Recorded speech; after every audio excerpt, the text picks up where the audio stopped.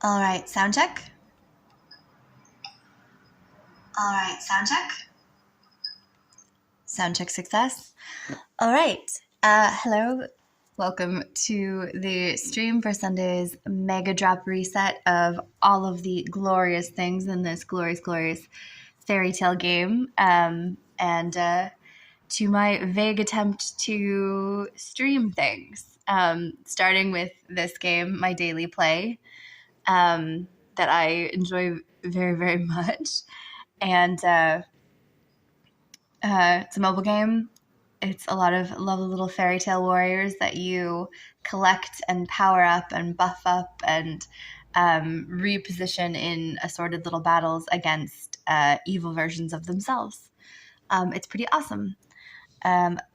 Streaming a little later than I intended today for the Mega Drop because actually the game rebooted about an hour ago. But I made the delightful mistake this morning, much earlier this morning, of saying, "Ooh, yes, I will watch Jurassic Park Dominion," when my TV prompted that as a recommendation. I hadn't yet seen it, and it was a bajillion hours long, but far more dorkily, nostalgically enjoyable than I could have anticipated. So while it was not the tip-top most amazing movie, it was still really great. And it just finished. And so now I am back to my regularly scheduled program.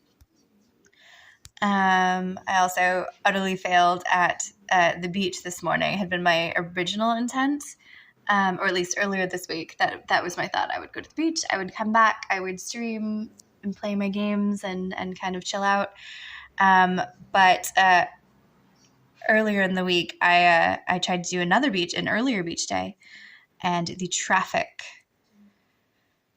was so intense. So it was already pretty hopping really, really early this morning. So gave up, retreated back to the couch, hung out with some dinosaurs, and now we're here checking out the excitement that is some quick admin to run the game and to get all the power-ups. Currently in the Legends Championship, I won the final bets. MBXL did indeed make it through. Congratulations to MBXL, whosoever you may be, wheresoever in the world. You rock. And I think that was your third or fourth week winning that, so that's pretty awesome. I'm just going to send out my heroes on some AFK quests so that the next time I come into the game, they have collected lots of lovely, snazzy things for me. And then here, my friends, is the utter delight of Sundays in AFK Arena. Not only have all of the menus reset for all of the daily quests and for the weekly quests, and for a couple of other sort of big drops, but every tower is open in the King's Tower, which means that though I am totally stuck in the King's Tower, I can't make it past 524, although right now I'm definitely not going to make it past because I'm missing a whole player. Let's try that again, because I do have to play this at least once today in order to tick off an item from my quest list. Let's give them another wizard and power up. So Citrana that I've just added there, my little I Dream of Genie Fox, this one, she is the companion to my primary warrior on Tundra. And with their powers combined, they boost each other. But in addition to that, you'll see I have 3 of those gold coin warriors over there. Those are Maulers. So because I have 3 from that same faction, and then my other 2, my sorcerers up here, are both dimensionals with that sort of crystal diamond, I get all of the benefits from the little steamed glass thing. So my, what does that mean? Validating.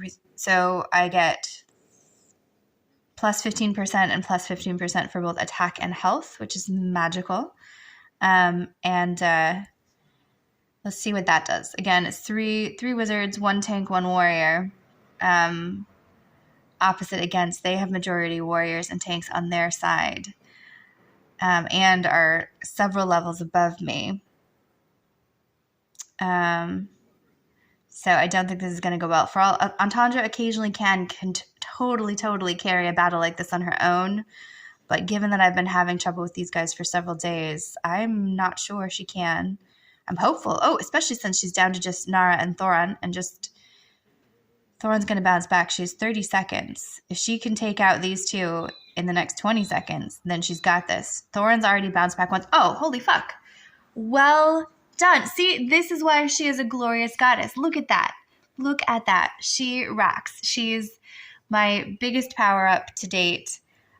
She has all of her engravings done and all of her furniture in the inn, which to non-players will sound completely like gobbledygook. But I promise you, there's a method to that madness. Each little piece of these different in-game currencies that you collect and contribute to your character boosts different attack and defense and health ratings, and eventually powers them up enormously. And it's very exciting when you get one super powered up. I mean, I've been playing for 13 months in this game, and Entendre to date is still my only super powered character. But when she can carry a full battle like that, where all of her companions are done and she just keeps going, it's just awesome. Okay, so King's Tower, I made some progress. I'm up one more floor. That's fantastic. But with all the other floors open, this is when there's some battle fun to be had. So I'm going to start with the Forsaken Necropolis since it's at 260. And my goal with the towers is usually to end on a 0 or a 5, because so for instance, 260, if I beat this battle, I get a slightly larger treasure drop. And at 265, again, slightly larger treasure drop.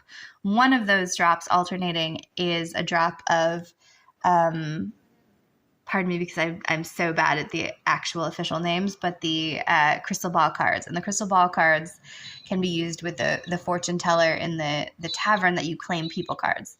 And there's some very specific people that you have a better shot of getting from that draw than from a regular pull.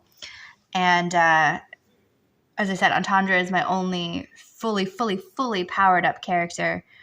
I have many on the pathway to that, but still so many to go, essentially, that aren't even on the pathway, including the new characters. Okay, so 260, I don't think I'm going much farther there. Let's give the Wilders a shot and see if we can get 246 past us. These are all of my top characters. I might be able to switch out for my walking tree, my Ent. I love that there's an Ent in here. But we'll see if they can carry the day. Lucius, the Lightbearer warrior in the front, is doing some really solid defense on top of this little guy with the gun, and the guy above him with the coffin are both usually really good at giving their other characters energy and holding them, which is dangerous. So my guys are not making a great dent, but they weren't dying. Oh, well, that spoke too soon. It's like they weren't dying though, because I have no more Antazi on there healing and boosting their energy. But I spoke too soon, because there they went. So it's down to my mermaid and fairy. Can they carry the day? I don't know. Tazi has surprised me before. There's definitely been one or two situations where it looked very dire and somehow she carried the day, but no. Okay, so we're not going much farther in that tower today. Sadness. Really not rocking the tower pushes. Let's try the Infernal Fortress. This is the Hypogean Tower for the sort of demonic class players. And I recently got an Ascended Aziz guy, which is this little sort of tendrily dude in the bottom left corner. His Nightmare Realm power, when he pops, is one of the most glorious pieces of artwork in the game. Let's see if he gets there. It should be happening in 5, 4, 3, 2, and pop. And I love just this backdrop. It's so beautiful. Having said that, again, on the fence as to whether Aziz and Mahira can carry this alone. And Mahira is my strongest Hypogean, but even then, Grazul, who's out there, will be able to pop his little gremlins. There they came. So where she was down to just 3, it became 5. So no progress. Okay, so possibly my singular progress in the tower this weekend will be the one floor of the King's Tower, but let's give it the college try. Let's double check the last ones. Here's the Mahler Tower again, because Entendre is here, fully pumped up, she tends to dominate. Her tower tends to move a little farther faster than the other ones. I've also had some Brutus here for a really long time. He was one of the other ones that I've at least got to the silver frame with 5 stars pretty early, or not pretty early, but earliest in my timeline. So there's a chance they might be able to move this one a little farther faster. Even if they kill who they have there, they have Rowan and Rosie, but Thorin is going to have to die twice. I love when my Thorin is on the field and they think they've killed him, everybody wanders off, and then he pops back, but it's so frustrating when you're on the opposite side. Okay, cool. So we moved the Maulers along, at least one as well. Let's give their next floor another shot. 277. I'm leaving my formation as is because I have my 2 tanky guys out there to begin with. I might, if this one doesn't go through, I might rearrange where Alara was, the sort of scarecrow lizard, because I left him up in the middle, and there's a possibility that he might be more useful against Mahira distracting her, but it's a moot point because they carried it. Okay, here we go, 278. Maybe, just maybe, I can pop up. Again, I want to do a little bit of distracting, so I'm going to put Alara opposite Scorpion Lady over there and see if she'll want to keep fussing at his scarecrow up in the corner and keep her up at the top instead of having her run diagonal down across the board and distract the other fights, which thus far she's staying up there, so that's good. That they are giving Granite a right mauling. Though at the very least, with everybody on my side clustered down below, they've at least managed to kill everybody down there, and then they made it to the farther characters. Awesome. All right. We have some hold characters. I wonder if Alaro against Nara. So Nara here is gonna use that harpoon to drag across. If Alaro is there with his distraction power, does she drag Alaro or does she drag his scarecrow and get confused? Let's see. Also, Brutus against the twins. Oh, she didn't. See, she didn't even go after Alaro. She deviated and pulled Brutus, presumably because Alaro confused her. So that's interesting. I didn't know. I wonder if it's always that trajectory. Like she goes to the next diagonal up, if that's the case, and what that would mean in being able to distract her. It would be interesting to do that to her, but then to have Taylene in the slot that she pulls from. Taylene is another glorious goddess character, and she, similar to Thorin, dies and then revives, but repeatedly, not just once. And so Nara can kill her, and then get distracted by someone else, but then she pops up again and she AoEs everybody with like a massive fire blast. There's 2 versions of her in the game, the original Taylene and then the sort of fancy Taylene, and I've been ever so slowly working my way up to getting the fancy Taylene because her cards are really, really rare. And I, to be honest, I think I'm lucky. I've gotten as many as I have in the random draws, and I was able to utilize that to jump off to then start focusing on her. Yes, okay, cool. So we got a decent reward there. That's a 90 purple, so that's at least 1 decent purple card from the draw. So we'll move on towers. Okay, so some progress in the King's Tower, some progress in the Brutal Citadel. Let's try the Lightbearer Tower. This will be a dangerous one because the opposing team, all of these guys, 4 out of 5 are Grave Bearers, and they basically have an instant. There's this lovely little chart here. Basically, a Grave Bearer to a Light Bearer, or no, sorry, a Graveborn to a Lightborn. I'm just botching that little bit. A Graveborn to a Light Bearer gets a bonus, essentially. So they're just a smidge stronger than I would want them to be. I might put Peggy down here. She's going to pop a bunch of soldiers. and at the very least guard Belinda. Nara up at the top is going to pull Lucius. There he goes. But he might be able to hold out defense enough. Never mind. Nope, he's down. He actually was one of the early characters I drew and has never been a favorite. Not enough to prioritize him in the power-ups. And maybe he's more useful later on in the game. Or maybe he was useful in the early game and I just missed that part. I'm not sure. But I think my guys will get this one. Cecilia is working on Baden. Baden's shadow minions up there. Peggy and Belinda are still running around. And yeah, they've got it. Okay, cool. Another major purple drop. That's what we were after. So we'll move on. Final tower for battles today. In the King's Tower, but not in the daily drop from Sunday's magnificent games. Thanks, Greg, but hardly. But thank you, but no. But again, trying. You missed my earlier commentary on or I mean, maybe you were here. I don't know. Did you see Jurassic Park Dominion? I just watched it this morning, and so I'd actually horribly set the schedule, being like, I'm going to stream at 11 a.m. my time, and then didn't start streaming until 12, because it was such a long movie, but also way better than I expected. It was just so delightfully chock full of nostalgia. Even the obnoxious music cues when all the original characters met the new characters couldn't entirely deflate the 90s joy, the appreciation. All right, 6. That did not go well. Is there anything I can do? Let me see. So I recently got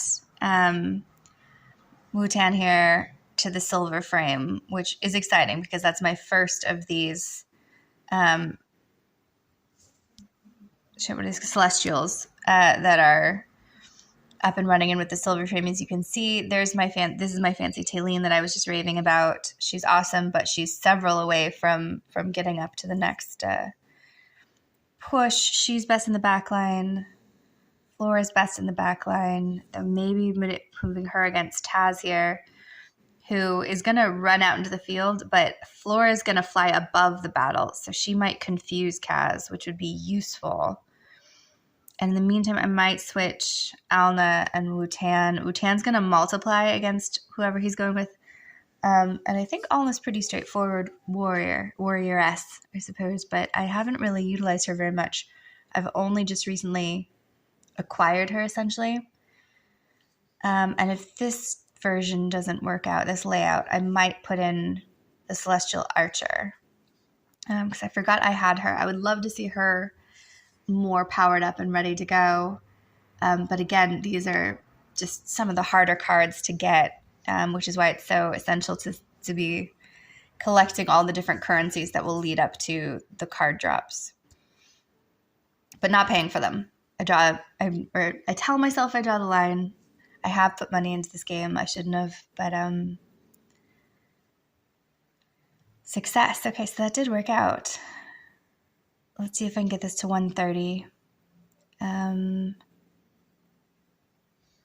Let's put Flora opposite their medicine man Silas here and see if maybe some distraction will happen. Meanwhile, that bunny-eared guy is going to do an energy strand and connect two of my characters, who will therefore be essentially, if one of them is losing energy, the other one will lose energy as well correspondingly. So you can see he did Wu-Tan and Alna in the front line, has connected them together, but he's about to die, which is great, because my sort of astrological celestial back there has sent out that moon orb, that purple ball, to the opposite end of the battlefield, and that's like life leeching them away. I think that's what's happening. Moriel is also one of my newer ones. For the dimensionals and hypogeans, I'm only just getting my head wrapped around them. They're sort of, you don't really get them until later game. Thank you, Alfred. Yeah, so this is actually one of the reasons why I've ended up streaming this particular game, because right now what I'm doing is I'm on Streamlabs but on mobile, so it's streaming from my phone as opposed to my PC. And so the hideous IT hilarity of the other day was an attempt to do PC. And the sucky thing is I think I'm going to have to go through similar IT, like just step by step hashing it out until I get it, not just for PC, but I also wanted to stream Switch, and I have a worry that will also mess around with the audio, and also from my Quest, and for VR stuff I thought would be kind of fun, but again, another round of audio testing. But thus far, the mobile version has been just the absolute easiest to run with in terms of setup, in terms of getting it up and going. I haven't gotten the picture bit yet, or the I quite like to add artwork to either side of the mobile game stream, because obviously that's kind of the super sucky thing about it being this particular gaming platform. Because of all the interfaces, it is literally the tiny one. We're playing on my phone. But at least in terms of establishing my own little personal discipline of being like, hey, I'm going to share while I'm playing instead of just thinking these thoughts and moving my characters around by myself. Streamlabs for mobile has made it pretty easy to get up and running and not have it be a total nightmare. The mic boost box. Okay. I'm literally writing that down on my list of, I have kind of a list of potential IT kerfuffles and tips and things that I've been pulling from YouTube videos to solve each of them. Because I'm going to look at it like a puzzle, basically, and try to work my way through. Okay. I totally was not even watching the last couple of battles. All right. I've lost Moriel and I've lost Alna. Wukong, Wutan. I thought it was Wutan. Wukong is going strong, though. His multiple clones are, yes, they defeated the Flower Power Lady. Success. Okay, cool. That should have been a larger power drop. Let's see if it did indeed drop what I wanted. No, I wanted these guys. Stargazer scrolls pop up at the 0s and 5s of some of the battles. But sadly, they do not seem to have been in play today. So I did get some people cards that we can pull later, but no Stargazer cards. Okay. Some quick admin, collecting some lovely little presents from other players that they've left at the bottom of my the Oak Inn is where the characters store their power-ups in the form of all of their little furniture in their little apartments. It's kind of adorable. Actually, they visit each other in here, and it's fucking adorable.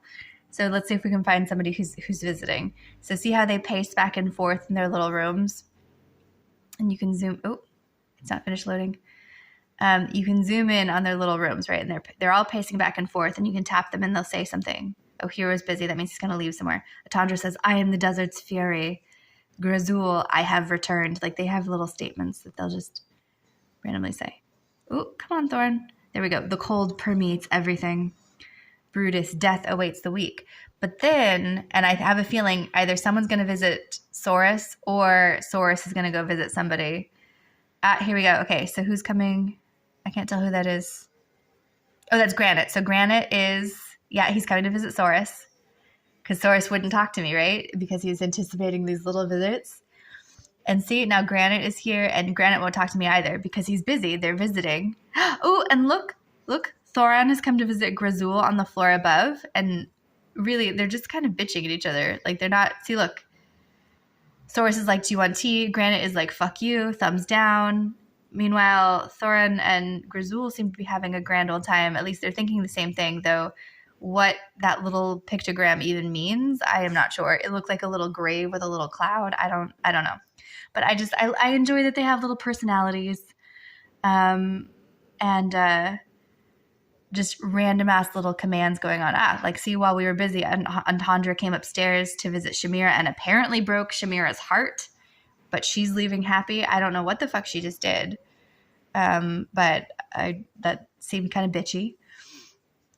Anyways, moving on, just to finish out the admin before I get back to some of the battles.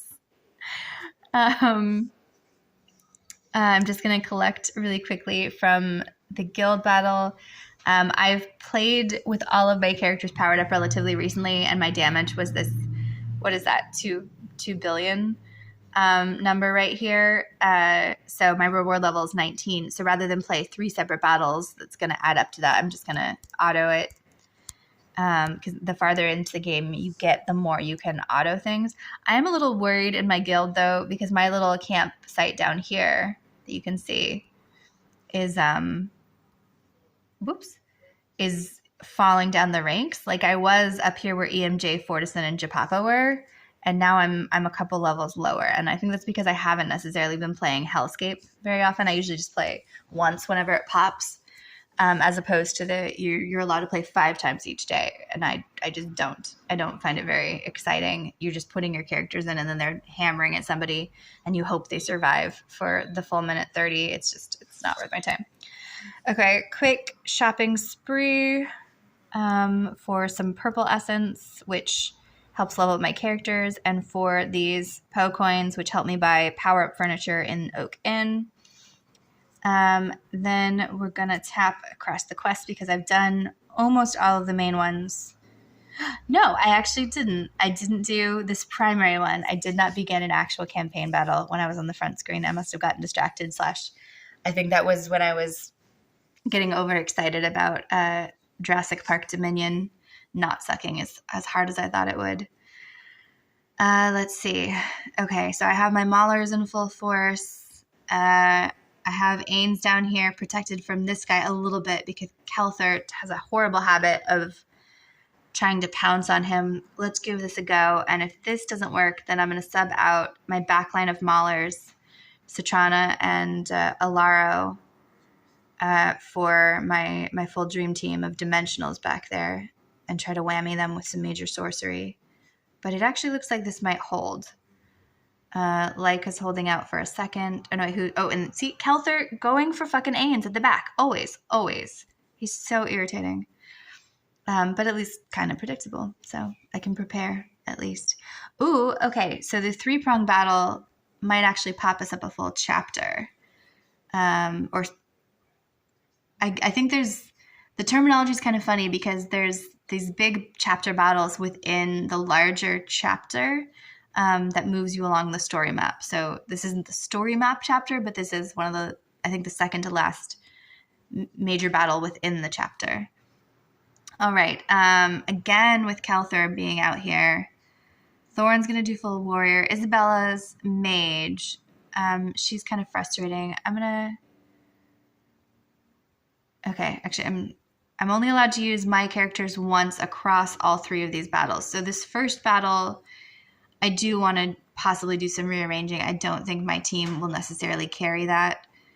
Let me check what's going on in the other ones. Oh, this is horrible because look at this. Not only do I have Kelthur here, but right now the enemy Nara is against Ains, which means she'll just grab him and pull. And that essentially means he's like tantamount to useless.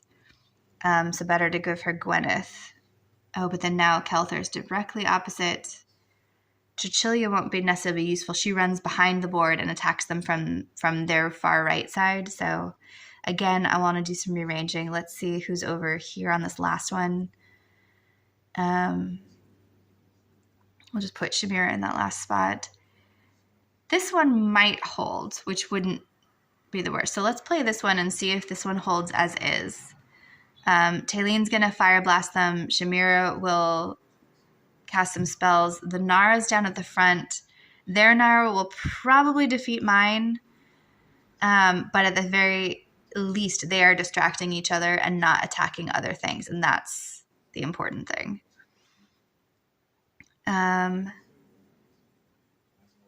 Okay, so we're just down to the enemy, Shamira. But both Thorin and Taleen can pop back to life. So as long as... There we go. Never mind. So like as long as one of them is alive, Taleen, as long as Thorin is alive, Taleen will keep popping. Okay, so one battle is done, so I just have to deal with these other 2 and possibly rearrange some things here. So let's try this. Let's try rearranging this one first. And what I think I'm going to try is I'm going to get rid of Citrana and move Antandra up here and put Arthur on the bottom line. And then put Saurus here. He's my strongest that I have left that hasn't been played. And as a wilder, he has a power-up against the Graveborn because of the faction differentials. So there's a strong possibility he will not suck at that. And then actually, I'm going to move my Melusina, my Baba Yaga, down below as well, so that Kelthur, again, this guy with the scissor arms, Edward Scissorhands over here, doesn't immediately just run right at her. Hopefully he'll get distracted en route, though chances are similar to Ains. He usually will go after, see, he's already down there after her. He'll go after my strong sorcerers and sorceresses. All right. This is not going as poorly as I thought. Half-ish about of them are gone. Oh, never. I spoke too soon. I was like, as long as Entendra's still there, and now Entendra's gone, Arthur's gone. Right. Okay, so that didn't work. So battle number 1 needs to be reconfigured. It didn't work as is. Battle number 2, we also identified as needing some work and not likely to work as is. Let's see what we can do. So right now we have 4 light bearers and 1 dimensional. So it's giving us part of the stained glass power up, but not as much as it could be. Let's see who we have in play that might be useful. So because of the faction differential, wilders might be especially useful. Though I don't have many of them that are going to be incredibly amazing. Actually, you know what? Let's fully swap out for a full wilder team because I do actually have maybe just enough to squeak through. So I'm going to put out, I've just put in essentially 2 tanky warriors up in the front lines. Mermaid guy has an AoE splash power, but he's also going to push all of them back with his wave and hold them. And that might actually be really useful against Kelthur when he runs across the fields. Meanwhile, in the back, Tazi causes general, Tazi come back. Tazi kind of adds a little health energy, also floats around the board, distracts them all a little bit, occasionally puts them to sleep. And Namora up here is, I actually loathe when she's on the opposite side. I don't usually like to play her, but I do view her as a very powerful character on the opposite team because her health power really keeps everybody going longer than it should. Okay, let's see what happens. Oh, but I made the mistake of putting her against Nara, which means she's already down for the count. So shit. That was complete inattention on my part. Unless Ains can blast. Nope. Okay. That didn't work out well. Let's put Tazi opposite Nara, and maybe that will distract her long enough. And let's switch Sirius and I think he's called Oti, this kind of bull god that with his, he has these flying beetles that sort of pop out that are pretty neat. Oh yeah, Alfred, the Mulan drop. So that's it. That's for people who want Mulan right away, because otherwise she's not available in the game for like 50 days or so, and you have to wait and save up your tokens. But then some players are obviously incredibly excessively super keen, and they'll go out of the way. On the plus side, though, Mulan is one of these kind of characters, a dimensional character, which means you literally only need 1 card of her, and then you're good. So as long as you have 1 full purple card of her, you can basically tie her strength to the strength of another character, and then she's whatever level that character is. So at the very least, it's not, there are some characters where you need like 10 or whatever of their cards, and you literally do end up like I will admit I started paying for Moriel for a hot second, and it was like pieces of her card essentially. And I think by the time so the wilders aren't working. And no one was particularly successful. So let's try one more formation. Maybe, okay, so this is a tanky wilder, and let's put Sirius back in. He was the least sucky of the wilders going up there. And then also the cost benefit trade-off for the Mulan also, for those who save all of their tokens to wait for her, is not just the time delay, but also those would otherwise be going towards other characters that you're trying to build systematically. Like my Wukong, for instance, he's one that I built up by essentially collecting enough labyrinth tokens to get pieces of his card over and over and over again until I got full cards, and then you're basically stalled on some of your other development while you wait for that. Okay, so I'm going to presume, given how many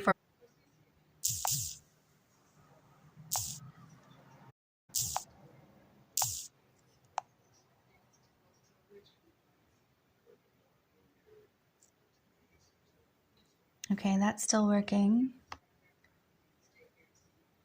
All right, that is still working.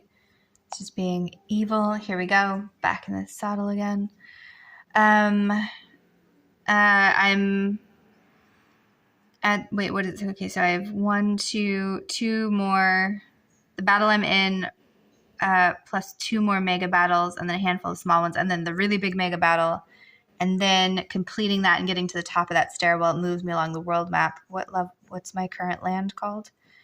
So I'm currently in the Sunken Lands. Oh, and so it'll be a big battle too. No wonder they're so vicious. You start out over here in Ranhorn City, and you battle your way through the story map, up and around the Bastion of Elements, Yggdrasil, Tomb of the Ancients, Desert Sanctuary, etc., etc. And then once you get to go to the next island. So I am just about to, maybe in about a week, or it's probably a week, of wreckages and being entirely on a different continent, which will just be fucking awesome. Hopefully, Alfred, I fixed the thing. Fingers crossed. Because, yeah, it was doing something wonky. And the problem is I don't actually even know what it was doing that was wonky, which I find concerning. Ooh, what am I managing? Did a request come in? Oh, I love when this happens. So see, Mimi has asked to borrow my Entendre because my Entendre is so successfully powered up. It actually appears as one of these like super useful borrowable characters in the top line. And it can only be borrowed 5 times. So 1 character each week can be borrowed by 5 different other players. And thus far, max, I've had 3 people asking for her simultaneously. But I know it's definitely the case with some of the super popular ones that literally like all 5 lending spots are used. And that's my goal, to be, I don't know, just useful to the rest of the community with my characters. Because when I was especially starting out, like before I got my own Ains, for instance, I every week was borrowing from within the auto lend thing. And even the way I got Ains was via this whole little mercenary system that they have of garrisoned heroes. So technically my Ains, I think has 1 or 2 more rounds to go where every however many days you borrow a clone. So mine is a clone of Ham Snatchers. And eventually, after so many uses in the mercenary version there, you actually get to keep your clone forever. And then it's just yours, which, fingers crossed, I am nearing that point. Because once that happens, I can then start using those mercenary garrison points to snag another hero, and start working my way up there. That's the only way, literally, to get some of the original dimensional characters, the first generation of them, essentially, for players who've entered the game later. All right, so right now we've just entered the Hero's Tavern, which is where you can claim people cards from one of the different currencies at the top. You can spend 2,800 diamonds, which means I don't have enough. 10 faction scrolls, which is where we are right now. I do have enough for that, and today's faction that you get is Graveborn, so I'm going to claim and try to get some Graveborns. You need 10 regular scrolls or 100 of these hearts, which are the companion points that you get from friends within the game. So here we go. Fingers crossed for some purple cards, or a purple card at least. No, we just got some blues. Blues are not the worst thing. They're fodder to help you build up to purples and to help you move your purples along. So at the very least, there were some blues. I've definitely had a draw where I only got 1 blue, but I've also had a draw where I got 4 purples, and it was magic, like magic. Whenever like a multiple purple drop would happen, Jules and I used to send like pictures and exciting squeeze about such things. And maybe that's also why I'm playing this game, because like live, because I get really excited about it and I don't have anyone to share it with now. So congratulations, you guys get stuck hearing about it. when you join the stream. So my apologies, but also you have chosen to join the stream. So there's some free will there. But really, I know it's just some sort of weird form of gambling when the purple cards drop, but it's still weirdly exciting. I don't think I have anything super snazzy going on that can be evolved today, which is kind of sucky. And this was something that took me a really long time to understand exactly what was going on. Like I used to just merge the blues willy-nilly and then pop them along, and now I'm much more strategic about it. So for instance, actually I can do something here and at least get a level up point. So right now I have multiples of these gold-edged blues. And that's good because I can therefore turn them into this one into an unedged purple.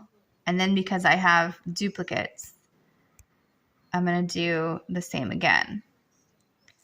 And I have another unedged purple, and 2 unedged purples will give me a gold-edged purple. Now for that particular one, it didn't matter which one I decided to run with because I already happen to have multiple double-edged purple dudes here. Ooh, which actually I now have enough to do that because now I can spend, these guys are my blue cards, and they're low-level characters that are essentially only useful for fodder. In the early game, they can be cool to play with, but eventually you're really just using them as food. And then the important thing about these, this is as far as they'll go. They'll go to a double-edged gold. But once they're double-edged gold, that's exactly what these guys want to eat. So when my main here is the edged gold cards. So now I have in reserve my little guy down here on the bottom waiting. Double check no ascensions here or here. And then again, these ones don't ascend. These ones literally just get tied to pre-existing characters. So for instance, my Ains is tied to Entendre herself. Or no, not to Entendre. Who is Ains tied to? I'm totally spacing. I initially had him tied to Rowan, but Rowan just wasn't. Oh, wait, yeah, no, it is Entendre. But then the engraving, so he's still red. But there's an engraving that I can do. I've saved up enough gemstones, apparently. Okay, cool. So I can spend 300 of these little gemstone glyphs and pop up one more level. He's level 61 of 100, so still quite a ways to go before he's fully engraved and has his silver stars versus the red stars. Let's double check what else I can do in here. Is there anything else? I want to save up those strength and gear for Ains as well. How so? Normally there's a little queue.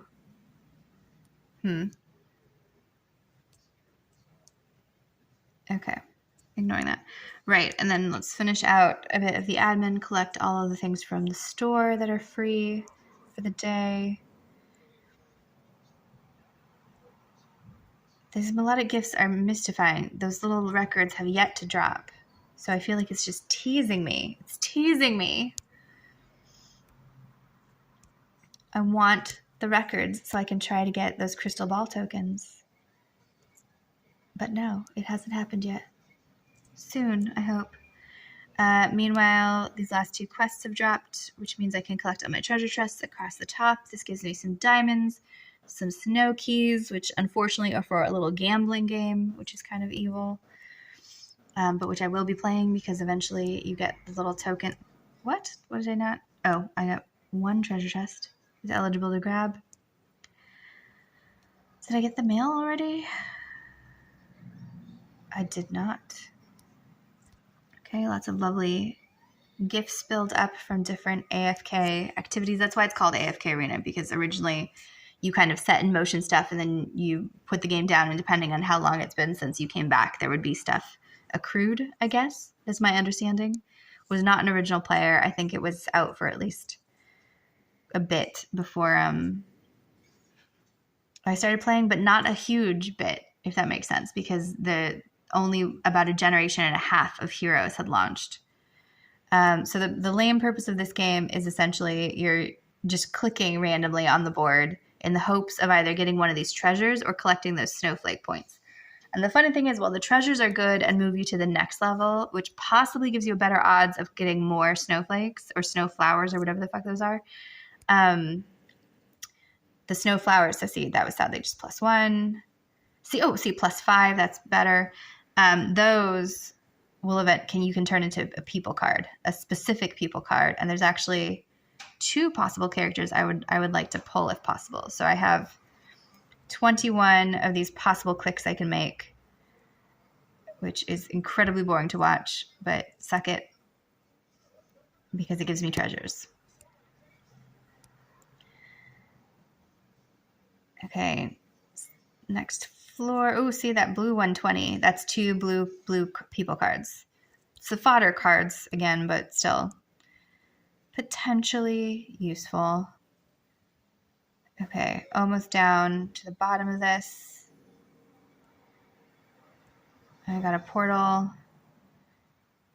3 more to go. I'm at 88 now, which is great because I was only at 40 something. So I doubled my snow flowers, which is fantastic.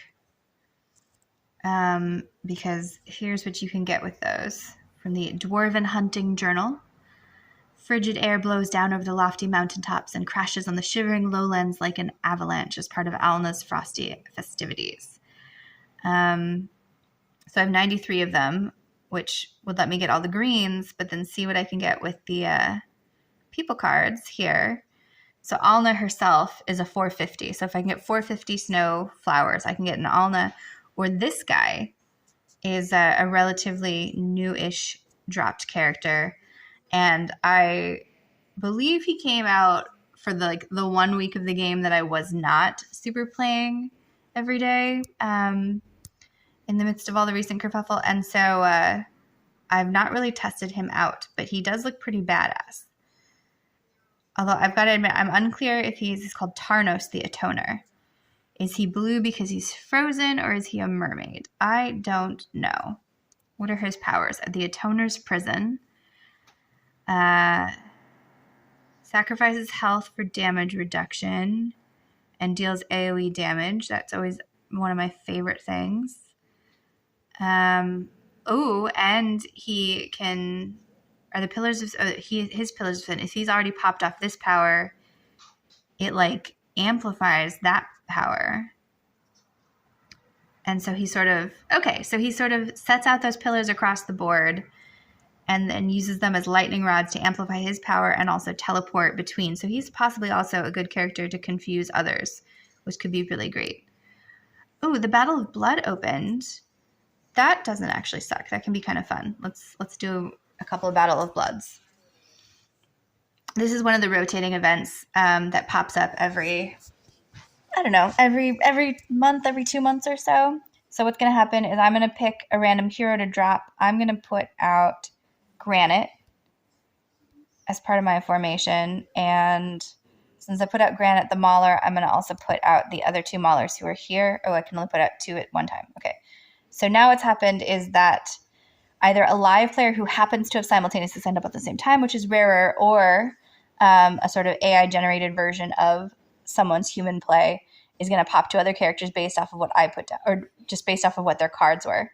But now I can see their choices. I can choose which ones I want to put down and where. And then I'm going to go with Flora up at the top. And then they can now see my choices and make their determination of who they're going to put down, which that was a weird move because the Wilders are less awesome than the Maulers, but what have you. And then I get to choose my last one. I'm going to put him in place as a energy hold. And then it's going to send out the battle. So I'm playing someone called Valientes, but bear in mind this might not be a live play against Valientes. This might be based off of their selections earlier when they happen to play against a similar card set, I think. There's some low-level AI retention going on. I'm not sure. Okay, possibly I'm winning this one. And if I remember correctly, if I win 3 battles of this in a row, that's essentially the fastest mechanism to collect all the possible rewards for the daily within this particular event. And sometimes the treasures here are actually pretty decent. So let's see, what are the quests within the Battle of Blood? So we've completed 1 battle, success, achieved 1 victory, complete 2 battles, complete 3 battles, achieve 2 victories. Okay, so I only need 2 victories, but I need to play 3 battles. Cool. So let's do 2 more of these, minimum. And let's see what cards we got against Yarick of the Shark Shadow Guild. All right, I have a lot of Graveborns. But I also have the Prince of Persia, and he's kind of fun. So the reason I like to look at, I can't resist Entendre. I do like to play with the faction power-ups, so I do usually kind of lean into whoever I have multiple faction cards for. So I happen to have, I think that's the bear, the Mauler bear, and Entendre. So I'm going to play them. That hasn't necessarily given me a faction power up since. How did did I pick Kelther at some point? I didn't mean to. Whatever, he's on the board. But Flora as a celestial essentially changes the factor math, and instead of having to have 3 of the same faction, 2 of the same faction counts as 3 if you have a celestial on the board. She's sort of like a wild card or a blank card, like that empty Scrabble piece that could be any letter you want, and not just Flora, any celestial, which is kind of useful. So my Taline, that I can play, she's also that same celestial faction, and can therefore play that wild card role for me as well. So fingers crossed that I can get her ascended to the final level, because she just would be glorious, and also a major contribution to the community for folks to borrow, which would be fun. Okay, again, I'm going to play Entendre, and this time it's her wolf friend. So confirming my 2, they've played the Mauler bear, and the Mauler sorcerer. He pops out little totems that can be very distracting and irritating as well. Since I don't really have any 3s that I want to play, I'm going to put out that celestial that I'm otherwise kind of unfamiliar with, and then I'm actually going to play her. She's an occasionally useful little warrior chick. And since I played her, I'm just going to actually weirdly play her. She's one of those not super powerful ones, but she's an occasional good buff for other characters, especially my Ain Al Ghul. He isn't on the board, obviously, but that can't be her only power. She and the sort of little anime with much chance to play with them. Per character, when new characters drop, even if you don't have the card for them yet, there's usually this 3-day period right when they get released where you can play as them in certain adventures. Usually there's a really specific, like even little sort of training practice event. So you can practice with them and see what they do. Okay, so that was 3 battles total. That should give us, all of the dailies. So let's see what treasure chests we have. Oh, okay, not super amazing, but that scroll is always useful. So let's not knock it. Oh, and there was something else. Oops, I keep closing it. Oh, okay. There were some weeklies. How far across did I get the weeklies? Only a smidge. Only 1 more little chest. That's cool. Right, what are the other events? Oh yeah, we have the beasts to power up. Pretty cool. He's kind of like the living incarnation of the statues, the sort of front door gateway statues. And I think he's part of the Chinese New Year events, which is pretty neat. Okay, nothing really is going on in there. I don't play Treasure Scramble or Temporal Rift, and Temporal Feedback is a sub thing associated with Temporal Rift. They're just not worth my time. Oh, see, we can do the guild this is exactly that training ground that I was just describing. So Mulan's has already launched, and if we play it through, we get a full people token, and some diamonds and another fodder token. So we might as well give it a go. Let's see what Mulan does. What are her powers? Is she worth saving up all of those tokens, or the, what was it, Alfred? $70 discount price. Okay, so the Burning Light Muriel says, the Arena of Trials is now available for Mulan. Let's go. Welcome to the Arena of Trials. There are a total of 6 battle stages to get through. Achieve victory and claim rewards from each stage as you progress. Once you've completed all stages, you may claim the final reward, the Arena of Trials reward chest. All enemies will be reset every time you enter the Arena of Trials. Make use of other heroes to set up a formation around your designated hero, i.e. Mulan, and then begin your first battle. All right. So, and then you may make use of your guildmates' heroes to defeat the Phantom within the Arena of Trials. You will be undertaking 5 battles in a row. You can adjust the level of your enemies, defeat enemies, and overcome your limits, reach the higher echelons of the leaderboard. Okay, so that's kind of a sub-quest within the quest. To actually get this big treasure chest here, surrounded by crystals, we don't necessarily just have to defeat all of these little guys behind them as we move across the board. So let's start with this one here. It's going to give us a random accumulation of enemies, as well as only 6 people to choose between. Or sorry, not 6. What is that? 10 people to choose between. Mulan has to be one of our 5, so we can't alter. Not knowing exactly what she does, I don't know to put her on the front line or the back line. So let's put her on the front line first. I'll put her up against Sirius. Who else have we got? Okay, so we've got a bunch of other dimensionals here. Baba Yaga aka Melusina, is always pretty magical, so let's do her. This is a relatively new Hypogean. I've not really used very much, but I did use him. He was pretty badass. So let's give him a go. And then let's Graveborn. So the Ghost Pirate guy is a pretty shoot-'em-up tank guy. And then Serenia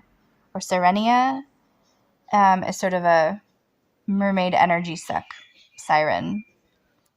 So let's see what they can do. It might be interesting, especially to have Serenia up opposite that evil Scarlet, because I believe she's a big energy boost. So maybe they'll just distract each other at the bottom and essentially like invalidate out the presence of each other on the board.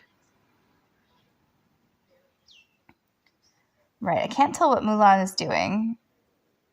She seems to have gone behind and then distracted the battle, and then she has a horse and she just ran across the screen, and now she's back in the middle of the battle, and then she just stands there. What did she do?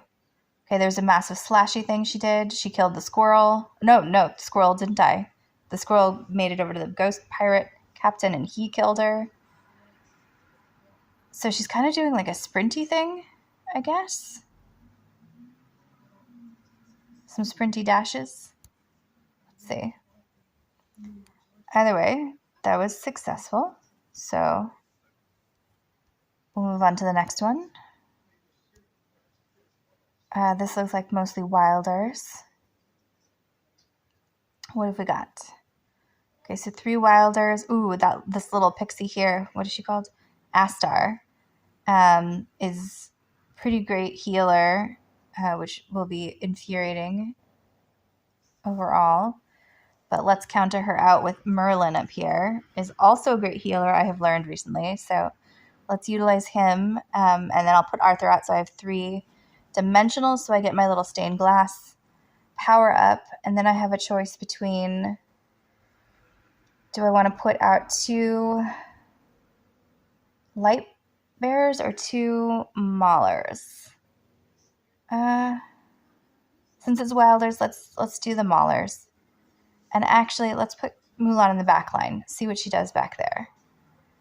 And put Granite in front opposite the turtle.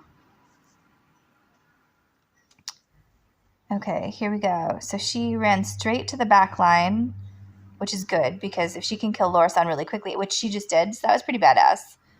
because Lorison was doing the energy threads, sucking my character's powers back and forth. I've lost track of Mulan. She's like so speedy on the battlefields. I don't necessarily see the method to her madness.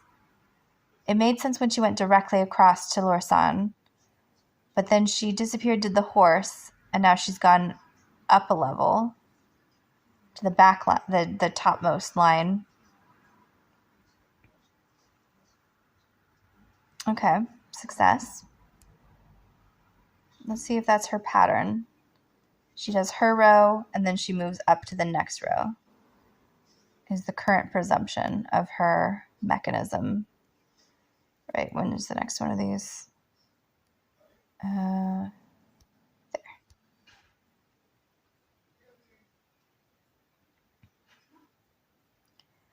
Who have we got? Okay, mostly Maulers. My same formation from the last battle was actually intact as possibilities here, so maybe let's just try them again. And this one, Mulan is going up against the new Mauler sorcerer, who's pretty badass, and I hope to collect him eventually. I think I might have one card of him, which is not enough to play him in anything, but still a start. At least he's on my playing field as a future possibility. There's many characters I have no cards for yet. Okay, Grazul is about to go down, hopefully, because if not, he's going to pop his little minions. It's Grazul down in that front bit. I think Mulan did the same thing. She went up, and now that she has no one up, she's gone down fields. Okay, so maybe she goes up, and then if there's nothing up, she goes down.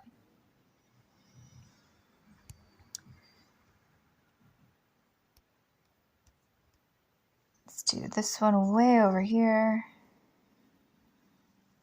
Send my little cart a rambling.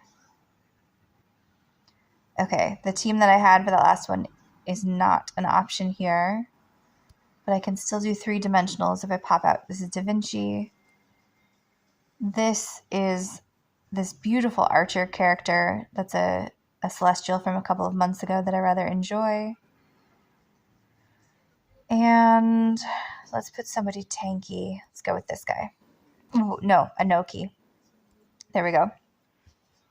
Let's see what happens. Because that wilder wolf lady, Mishka, is actually pretty vicious. So it'd be great if he can just hold her in place. Hopefully my archer can take out Pippa the squirrel down in the front line. Mulan is struggling to help with the midline. Okay, and all lines just seem to disappear simultaneously, I guess. That happened really fast. It felt like mid-battle, and then it was suddenly over. I don't know. Okay. Next. It's this same team survived, so we'll reuse them rather than reshuffling. Although if they don't make this through, I might move my Celestial Archer opposite Tazi in the midline. Although they're doing pretty successfully. They're doing pretty well. Only that last sorceress is remaining, and she doesn't have very much health left. But she seemed to be immune from a lot of their powers, but not Mulan's. So, well done, Mulan. Thank you.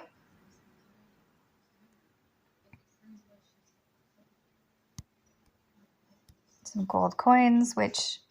It's funny, at one point I was like, I have so many gold coins. They don't matter. I don't really need to focus on continuing to collect the gold coins. No, it mattered so much.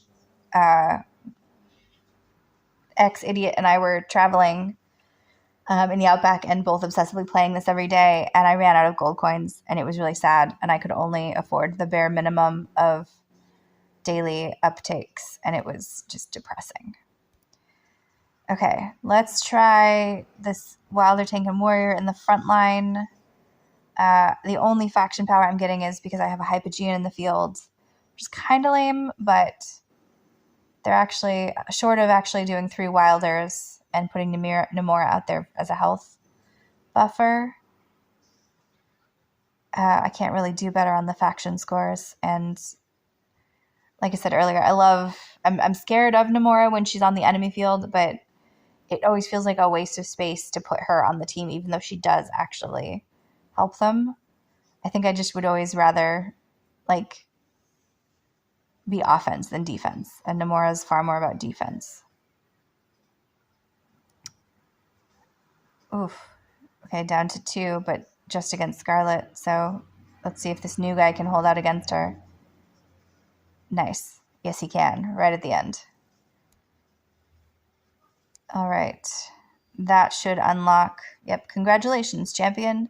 You have passed the final trial and may claim your rightful rewards. Thank you. So now that's unblocked, and I can move my cart around to there. Lots of lovely rewards. The option to spend a terrifying amount of money to get more rewards. No, thank you. And we'll pop out of there. And let's actually go claim some of those rewards. So we should have quite a few people cards to claim. So we can claim all of these fodder blues. Nice. Okay. And then what just happened? Summon? Okay.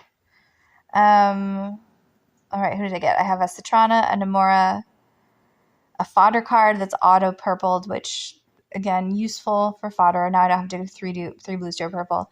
And one of these little health chicks. So Citrana, I might actually, is she at 5 stars or 4 stars? Let's go investigate. Auto ascend, 2 Nomuras equal a double-edged Nomura. Where am I with Nomura? Is she... Okay, so my Nomura is already at max ascension level, which means that double Nomura here is now just fodder. Which... It's funny because I actually have 2 fodders already down there that I haven't chosen to raise up. Because I was waiting until I get more of a build up. I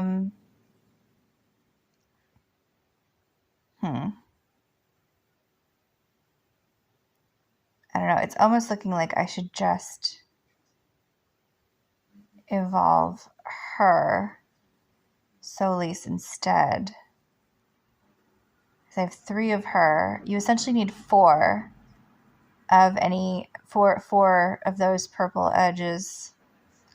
Okay, we'll come back to that. I don't want to run all that math in my head right now. And who is the other one? Citrana that I wanted to double check. Okay, so there's one Citrana. She's at 4. Okay, so cool. So I'm 1 Citrana away from getting her to 5 stars, and then she'll be maxed out down here on the bottom in terms of cards. Then she just gets evolved. The stars come from the furniture, from the engraving stones, and other mechanisms after that point only. What's the Puppet Master? Is that just the skins? Yes, that's boring. Did anything new open on a prosperous quest? No, Merchant's Adventures was an elaborate story thing I didn't feel like playing the other day, and I still, to be honest, don't feel like playing now. So, let's just play the Labyrinth. Oh, wait, actually... Is that enough diamonds? No.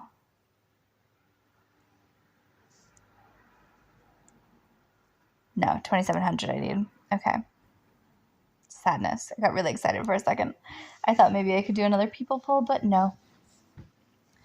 All right, so Labyrinth, after a certain point, you have 2 variations of it. The normal one that you play the whole game knowing, and then this version called Dismal, where you essentially join a team, and then one of the teammates carries the team through the labyrinth. I find the Dismal version very stressful, not just in terms of finding the team, but then deciding who is going to actually carry the game. And I would love if there was just a team I could be on and just have somebody do it for me. But unfortunately, that is then what everybody tries to do. So you often get to the end of the time period and nobody has played it. And then somebody stress plays and it turns into stress. because then people get grumpy if you play, but then you're not the super powerful one, and then you don't get all the rewards. So I like to avoid it and just play the regular labyrinth as is. Supposedly, pretty soon, I'm going to get to the point where the labyrinth is automatic for me, which would just be, or like it'll autoplay. I look forward to that very, very much. Okay, so who am I missing from my... I guess this is my dream team then. Let's put Arthur in the back line. Okay. Let's see what they do. Cecilia is going to run across or behind and around to Melusina in the middle, in the midfield. Flower Power Lady is going to pop up those energy suck flowers in the middle, which can be dangerous. The Time Turner that's attacking Ains, hopefully they kill him sooner rather than later. He may not be dead yet, even though he's gone. That's the dangerous thing with him. Because if he's the last one standing, he does this, which is what he's doing, where he restarts the battle. And it essentially, because it's running, similar to City of Heroes, it's running like a sort of math spec of here's the probability of this, and then it just throws it down. And it may or may not do the thing, depending on your probabilities. But therefore, running it a second time doesn't get you exactly the same results. So same thing. And that Time Turner demon allows that to happen, which means that if you just barely squeaked by, then chances are you may just barely squeak by or not squeak by at all, as the case may be. All right, choose a relic. After each of these battles, we get to choose one of these guys, which will essentially apply only for the labyrinth, but equal a huge power-up that each of the characters takes to the battle with them. So blue ones are the lowest level, purples are the next one up, and then golds are the ultimate. So for instance, if we had 2 blues and a purple, it's just easier to choose the purple regardless of what it is. Same if there's a gold over any of the other ones, if it's all the same, or with slight variation where these ones happen to apply to all. You can see on the bottom, each of those little coins says all. Sometimes they'll be for specific types of characters. Sometimes they'll be for a very specific character. If you're not playing those ones, obviously it doesn't make as much sense. So low level restoring health each time they kill an enemy is probably the most useful thing they have. I actually really like this archer, so I'm going to grab her rather than do another battle. Now, the trade-off for that is that I therefore did not accrue a relic, and therefore the power-up that the relic would grant me, which means I don't want to do that at every turn.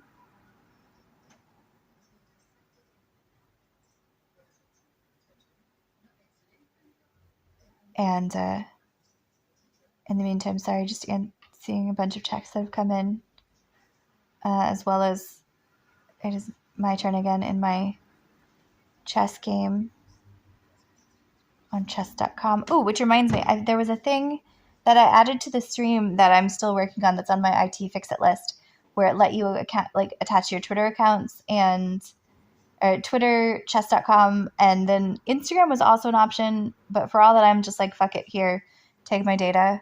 Transparency, I wasn't sure about that one, but I did attach, I think, chess.com and my Twitter feed, but then not all the way. So I think there's, oh, yay, a gold one already. But see, it's only on the hard mode of the third floor of the labyrinth. So that is only useful should I choose that pathway. And I know right now that I just don't want to. So we're going to go with the damage reduction. I used to love, and the third mode of the labyrinth, the hard mode, is great. Like there's a little demon that lives in the middle of it, and you get extra treasure rewards for beating him. It's awesome. But I usually, I just had a really bad spate where I had to revive my characters too often, and every time you have to revive your characters en masse in the labyrinth, you use this thing called Dura's Blessing, and you only get so many of those. They're a special drop that happen from all the different AFK events. And I don't mean AFK the game events. I mean specifically the games where you set it in motion and then it plays out while you're gone, depending on what variables you left it. And we'll go with intelligence-based heroes since I have so many sorcerers in my lineup. Everybody's health is pretty good, so I don't need to Fountain of Vitality, so we'll go straight for a battle. Ooh. Kaz can be kind of dangerous. She might kill Brutus, but at the very least they'll distract each other. We'll go from there. Give it a shot. Let's see. This purple demon that Entendre is fighting in the front is kind of a neat, I don't know, just architecture of his character, because his stomach is actually his mouth. And so when he wins the battle, his stomach like opens and a tongue licks out, as if like, success. All right.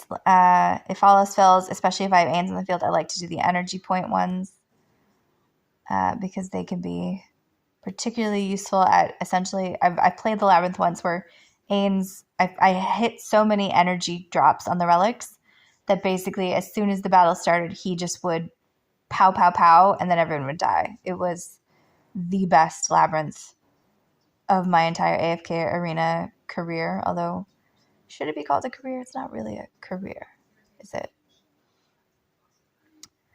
I don't know if I've seen this formation before.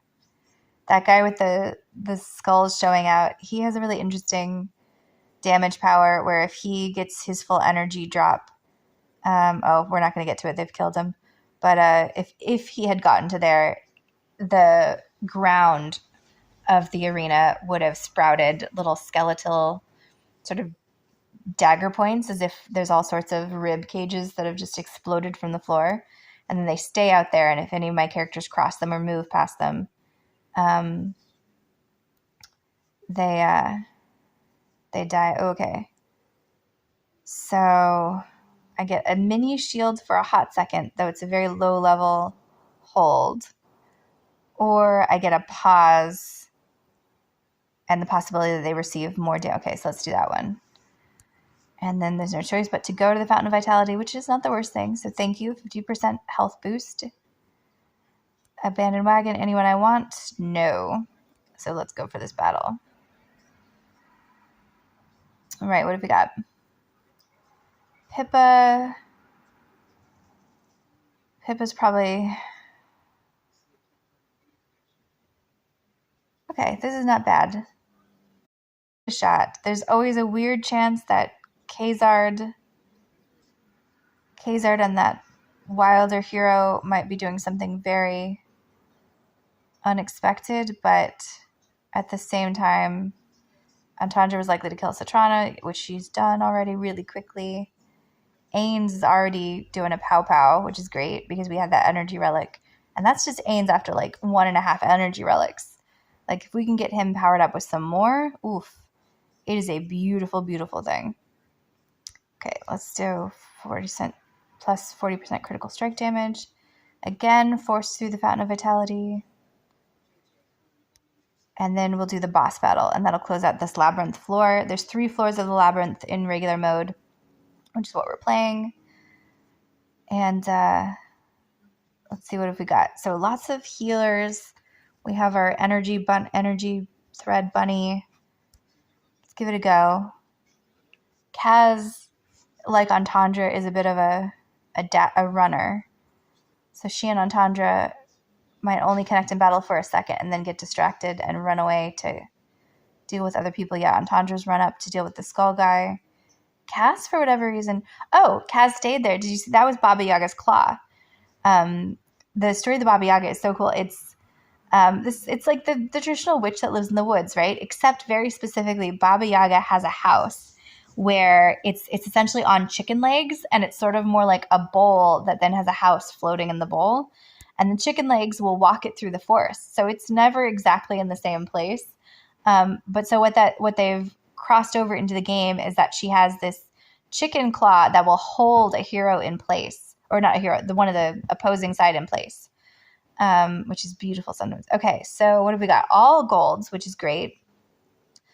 We can do the Yggdrasil branch. All surviving heroes recover 40% of lost HP after battle. That's potentially very useful, although my heroes haven't been taking huge health hits, so maybe not. Then we have the choice of Eagle Strike. Arrows rain down upon enemies every 15 seconds, inflicting damage upon them. That's a pretty decent one. It's just constant pain. It makes the battles go quicker. Or we have the Vanguard's War Flag. Frontline heroes' defense ratings are up 25%.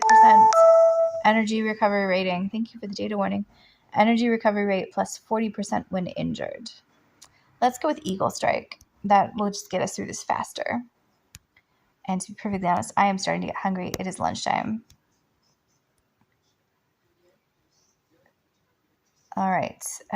What's our health level? Brutus is down to half, but otherwise we're looking good. So we'll just go straight to a battle. Ugh. Silas is in this one. Frontline as well. So let's try to hold him in place with Brutus a little bit and see how that goes. But I am going to move Ains away from both cloaked skeleton crescent is going to separate from him and roam around the field. And I don't want either Damon and his friend or Silas to go after Ains. Also worth noting in the labyrinth that if your hero dies, they're no longer playable in the labyrinth unless you revive them with Dura's Tears, which is why Dura's Tears are so fancy and expensive and useful. And so when that happens, usually what happens is I play until I run out of heroes. Or I try to keep all of them alive consistently throughout. But if it's a particularly hard battle, which also worth noting that the math is super variable on the battles. So actually every time the labyrinth opens,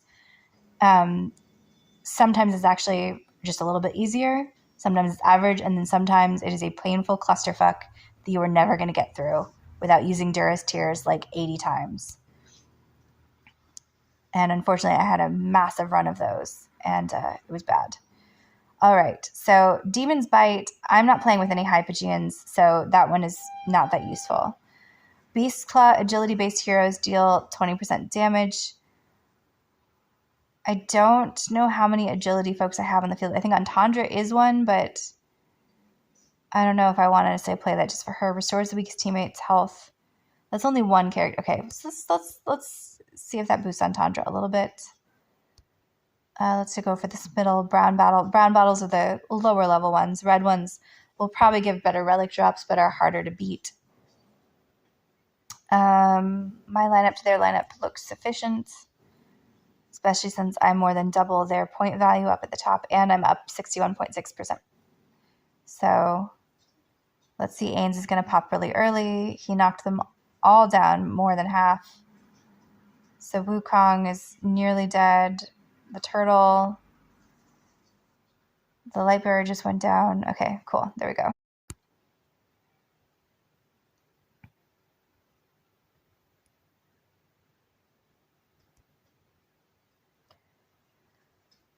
Okay, what have we got? So the Devoted Whisper is just for Graveborns. The Coral Vow is just for Lightbearers. You can see their little logos at the bottom, which means the Pearl Oath deals more damage the lower your hero's HP falls. Damage is increased up to 25%. Is probably our best bet to be actively useful. So no one's health is super painful. Who's in the abandoned wagon?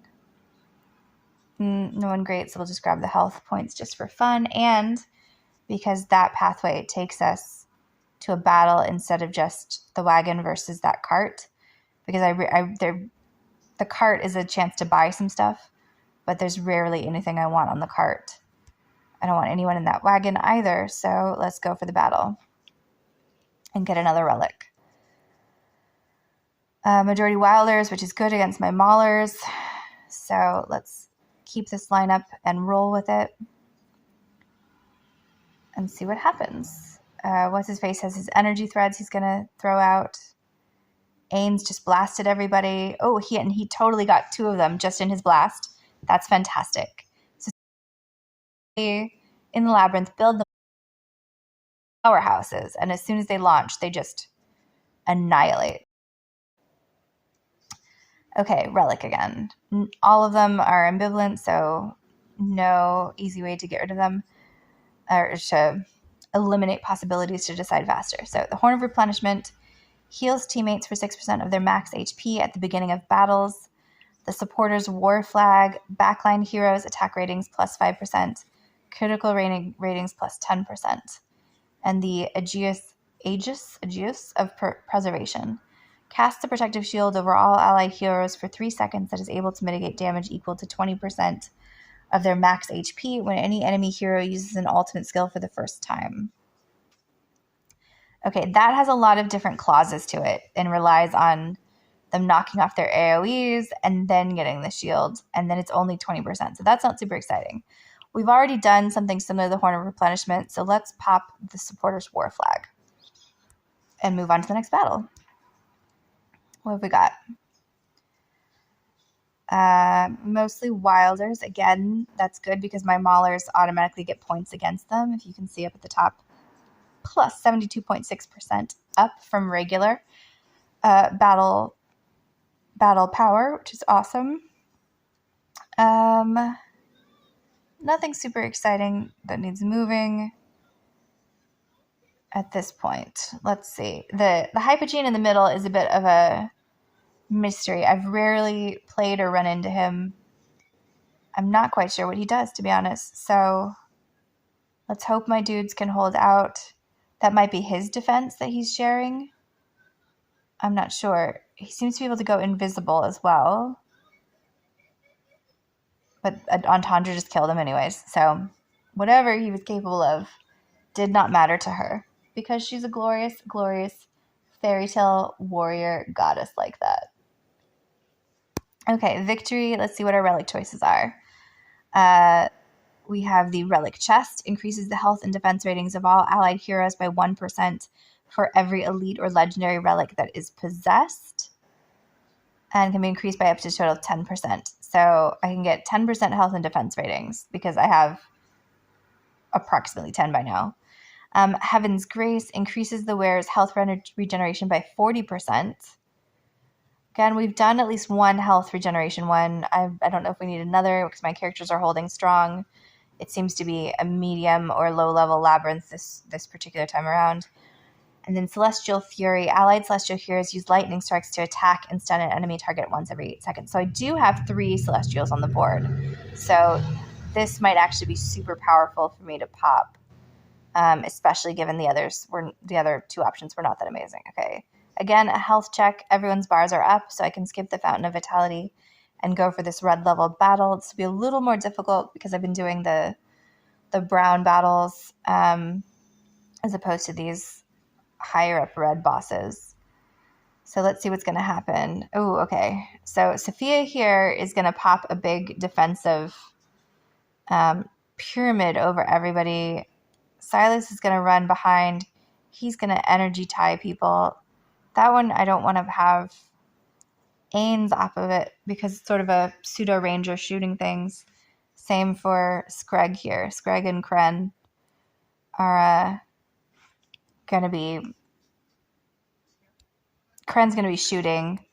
Screg runs across the battlefield, which is very irritating.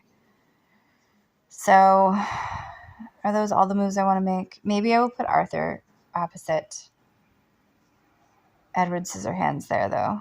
Let's see what happens. Okay, so there's Sophia's pyramid. But maybe look how close all of them are to popping off their energy powers. There goes Melusina. There goes Arthur. Ains, would you care to join them, please? There we go. Ooh, sucked them all the way down really quickly. Well played, team. Well played. All right, choose a relic.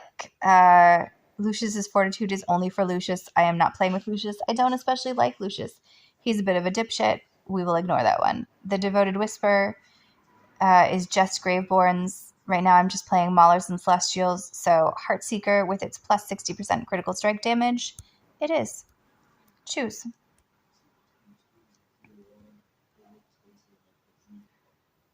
All right, so what have we got? So they have their healer in the center. They have Serena, who's going to be healing her allies as well as like life leeching from everybody across the board, who is in the storyline of the story. This is, for whatever reason, this is the plot line that always sticks with me of all the character stories, is that Zafriel is like such a bad husband to his wife that she ends up being a Hypogean demonic powerhouse because the shit went so poorly. And so he's a bit of a C word, but he's going to be kind of, what does it say he's doing? Electrical transference. Yeah, he's holding and sending out stuff. Entendre v. Entendre, but mine is twice the power of that one.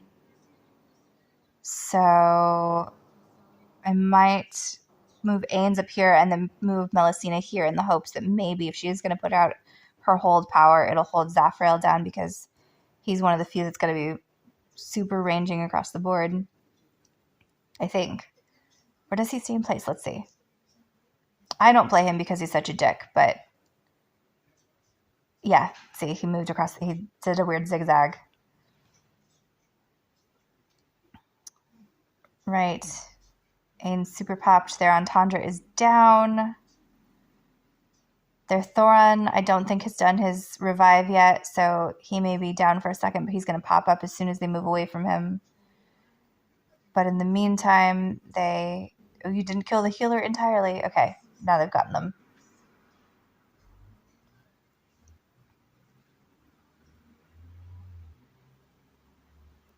Victory. Okay, relics. All possibly applicable to my current team. The Cardinal Desire is only Maulers, but I have 2 Maulers on the field, and that would increase life leech by 3 points for every Mauler, so that's 6 points of life leech. Demon's Deceit. At the start of battles, each allied hero steals 10% health from the enemy sitting opposite and uses their health to create a shield that lasts for 5 seconds, and then that would be increased if I had Hypogeans. But even though I don't have Hypogeans, that's still pretty badass. Beast Claw would potentially only affect Entendre as the only agility character on the field. So let's go Demon's Deceit. Okay, let's check the wagon. Do I want any of these guys? Ooh, it does have that sort of frozen energy guy. So let's just grab him just in case. And then what I say is just in case, because when the labyrinth is really hard and your characters are dying, getting those characters from the abandoned wagons and getting powerful ones that are interesting is the way to survive. However, this particular labyrinth hasn't been a suckfest, so we haven't had any deaths. So they may not come into play. I could always rotate them in just for kicks. Actually, let's do that. Let's try him out. Let's swap him for Arthur, and let's see what he does. Meanwhile, who am I up against? All right. Thali is their mage. She's going to be fussing around and holding on to their health points, which is dangerous. He is a distracty one. Tiki posts around the brag. He's going to run across again, and then Moriel is going to put her purple planet on the far side, and it's going to suck energy from everybody near it. So I can't do anything position-wise against her. Melusina will probably hold out best against the poison arrows. Brutus against Scrag is probably best, so let's try this. Let's try this formation.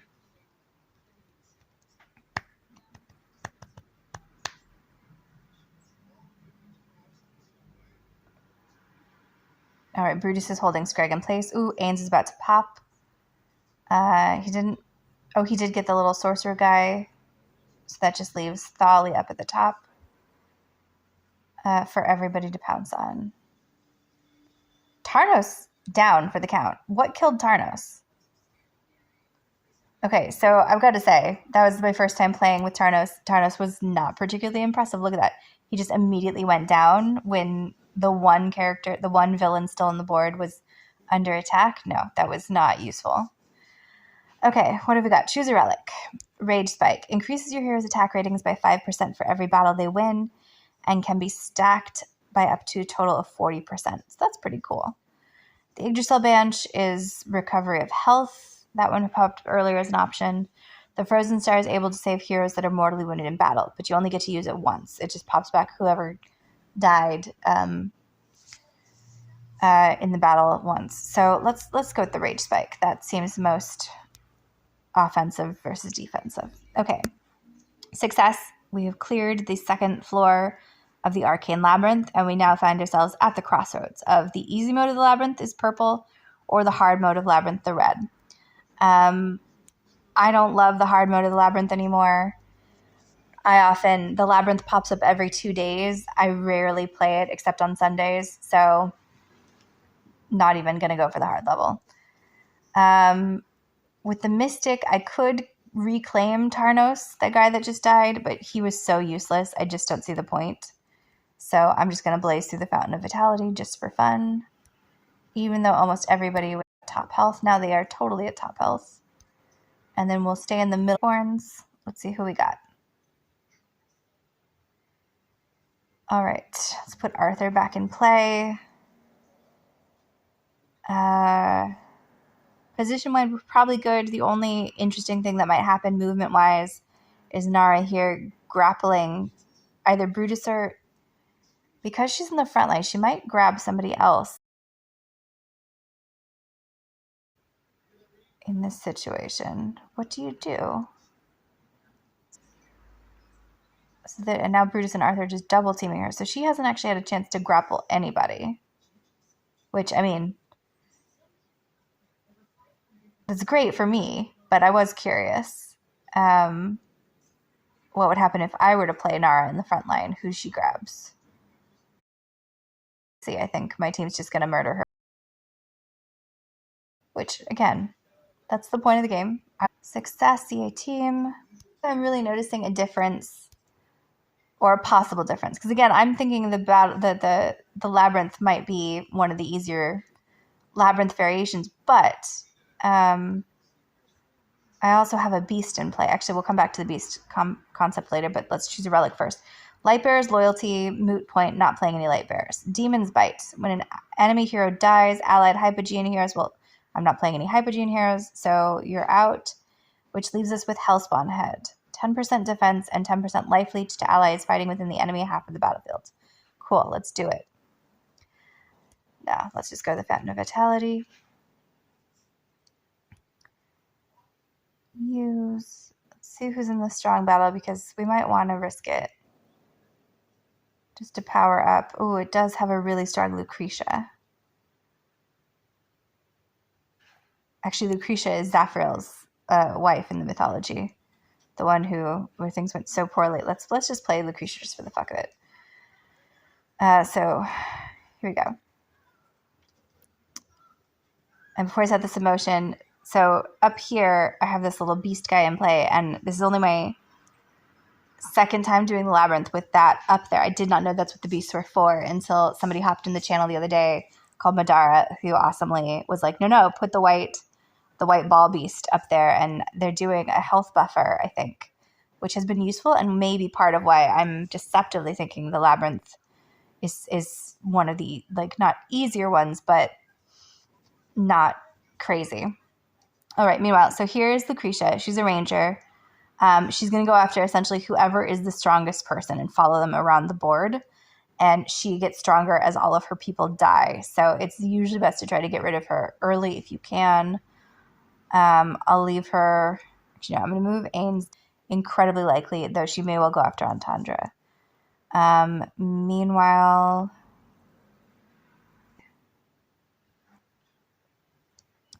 but we'll see.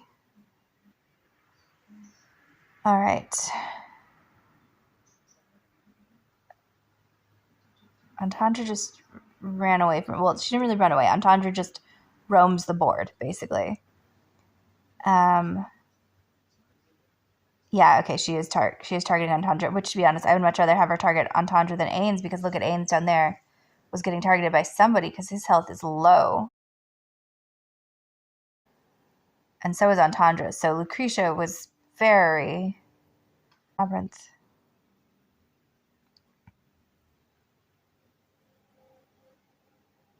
This is the longest loading screen ever. There we go. Victory. What are our relic choices? The Goblet of Resurgence, critical rating plus 15%. Ooh, let's do that one. Some of my heroes are in low health right now, but hopefully that will not be permanent. Okay, but now we're in danger because Antandra and Ains took a massive beating in that red battle. So I'm going to go whether I want to. Okay, well let's see if they don't get killed right away. They have a chance to recoup their health. And I can always do the evil trick of pausing the game, exiting it, and then preserving my characters. If they do die, because I don't want to have to revive them later. Oh, Antandra, you're so close. Ains, can you kill them before they kill Antandra? Or sub her out. But again, those are my two strongest. So without them, there's a higher likelihood that my characters, the other characters, won't be able to survive as readily. Okay. All are potentially useful. Hero's Hope increases attack and defense ratings, but only on the third hard mode of Labyrinth. So we're not on that, and we're literally on the third regular level, so it's not going to happen. Cape of Dexterity, allied ranger heroes deal 10% damage. Not that useful. I don't really have I don't think I have any rangers on there. Oh, but this one, Call to Arms. At the beginning of the battle, your side has their energy replenished by 6 points. For Ains, that is especially exciting. Higher one, or we have the choice of a bit more of a grab bag, some slight light bearer favoritism. Let's give this one a go, but let's move Ains out. We're going to keep our eyes on Antandra because health is crazy low right now, and that is alarming. And playing is the only way I have of getting her health up, because she gets a slight boost when we start the battle and then continues to get a little bit as she plays. So we'll see. Ains went off in his little medicinal cart, and the guy with the gold mask and the white cape, they're doing some strong buffers. Ains is going to blow again, which is great. Antandra's health, meanwhile, fully locked. If you knock out Rowan, you've got this. Yes, success. Success, team. So proud of you. Ooh, okay, all purples. The Aegis of Preservation again. That's that shield for 3 seconds, but only once somebody's used their ultimate AoE. Idol of Hastening increases haste when there are no enemies within the allied half of the battlefield, which is a rare scenario, actually. The Diligent Vow restores the weakest teammates' HP by 30%. If Antandra hadn't bounced back in that last battle, this would probably be the winner, but since she did, and since the energy points are big enough, are high enough that everyone's popping pretty. Come on. Oh, but that's literally my only choice, so we'll just grab someone.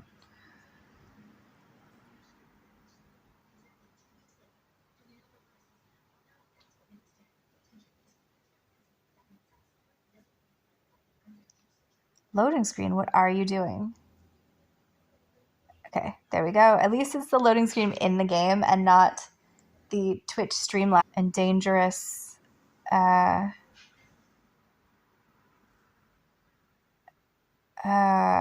light bearers and Rain with her pink hair and her ability to. She can be dangerous. All right, Gwyneth is going to be a range and shoot across, so I don't want to be having pieces. Estrilda's going to move across the battlefield. Peggy's soldiers are going to move across. If Melusina can hold place, that would be useful. Antandra's going to roam. Meanwhile, Brutus is going to stay pretty stationary and can protect Ains. Rain's going to stay in place. So that just leaves Sora. Okay, so Soros in the front. That sounds okay. Let's give it a go. See what's going on, if this works.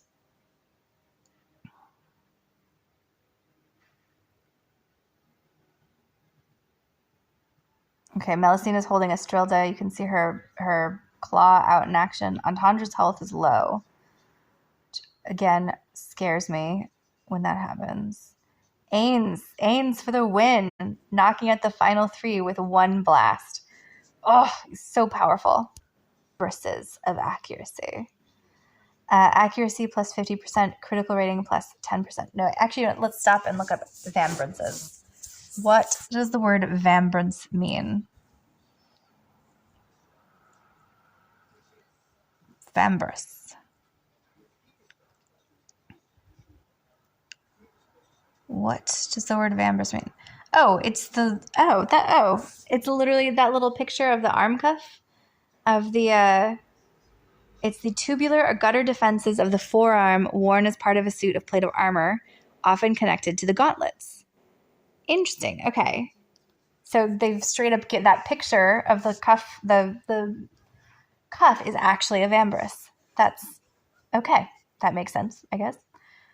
Idol of Savagery, heroes that have yawn, that have more than 90% of health at the beginning of a battle, attack ratings increased by 20%. Mine are, their health is variable right now, so that might not be for me. Carnal Grip restores 24% of an allied's hero's HP if they slay an enemy. That actually sounds kind of fabulous, so let's do that one. Fountain of Vitality. Let's go. All right, here we go. The final boss battle of the Labyrinth and the last battle of the stream, I think. Let's see what we got. Okay, so Lorsan is going to do his energy threads. Eluard is going to shield everybody, but also kill people he can. So let's move. Is kind of shooting out of that beer barrel that he... And Brutus can hopefully be up against Lorsan's like immediate attention. He may still be one of the ones that gets the energy thread, but hopefully the positioning will keep him less likely to. All right. One of my relics has those shields that have popped around my guys. Ains knocked off his energy AoE really quickly. Entendra's going to do a flurry in a second as her energy like blasts pop. Nice on taking out Lorsan. Rigby is still holding on in the front line, though not for long. Well done, team. Well done. All right, victory in the Labyrinth. Let's collect our final treasures. Fabulous. Let's see if that added up to any more people cards. It looks like it did. Just a no. What do we get? Angelo. Something in the quest popped? Okay. Defeat the boss in the Arcane Labyrinth. Cool. We got a treasure chest for that. Thank you for those. Oh no, that was another people card. So much admin. Just collected that. What have we got? One of the centaurs. Cool. Something also popped in the merchants, so we're getting another reward for... Oh, okay, we progressed through this. Getting 95 more engraving stones. And meanwhile, actually, that gave us 3,000 diamonds, which means we can close this out with one more summoning for hero cards, people cards. Here we go. Fingers crossed for some purples. 0 purples, but 5 blue fodder cards. So at least there's that. Oh, wait, what did we... Again, another quest popped. And a treasure chest. Thank you. Ooh, purple. Did that get us another purple? No. All right. So thus concludes the excitement of Sunday's massive AFK extravaganza. Thank you guys for listening. And I'm going to grab some lunch, maybe take a quick nap, and I'll be back online in a little bit. Catch you guys later and have a fabulous, fabulous day in the meantime.